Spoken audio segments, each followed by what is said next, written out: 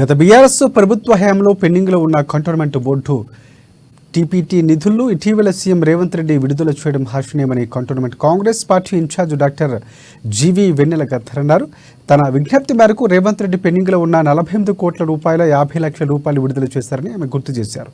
మంజూరు నిధులతో cantonment board ఎంప్లాయీస్కి జీతాలు చెల్లించామని చెప్పారు.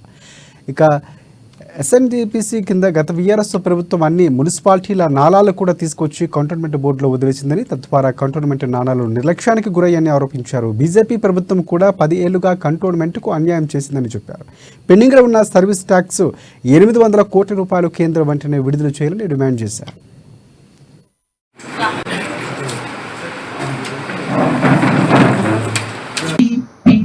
అమౌంట్ రిలీజ్ చేయడం జరిగింది.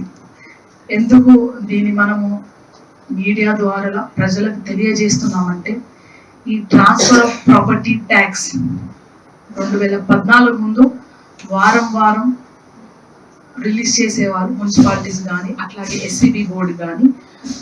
2014 తర్వాత రెగ్యులర్గా రిలీజ్ చేయలేదు, ఇన్స్టాల్మెంట్ బేసిస్లో అప్పుడప్పుడు రిలీజ్ చేస్తూ వచ్చారు. సో ఈ 48 కోట్ల చిల్లర అమౌంట్ గత 6-7 ఏళ్ళ నుంచి పెండింగ్ ఉంది. అండ్ మ్యాక్సిమం పెండింగ్ 2020 నుంచి అసలు కూడా పే చేయలేదు. సో ఈ 48 crores చిల్లర అమౌంట్ గత 8 ఏళ్ళ అమౌంట్ రేవంత్ అన్న గారు రిలీజ్ చేయడం జరిగింది. మా దృష్టికి రాగానే మేము కాంగ్రెస్ పార్టీ తరఫున వెన్నెల గారు మేము వెళ్ళి ముఖ్యమంత్రి గారికి వాళ్ళకి అవగాహన ఉంది ఈ సబ్జెక్ట్ మీద, ఏమేమి జరుగుతున్నాయి దాన్ని చెప్పగానే, మేము ఒక్కరోజు చెప్పగానే నెక్స్ట్ డే ఉదయం 11 గంటల కల్లా మాకు 48 కోట్ల డబ్బులు వచ్చినాయి.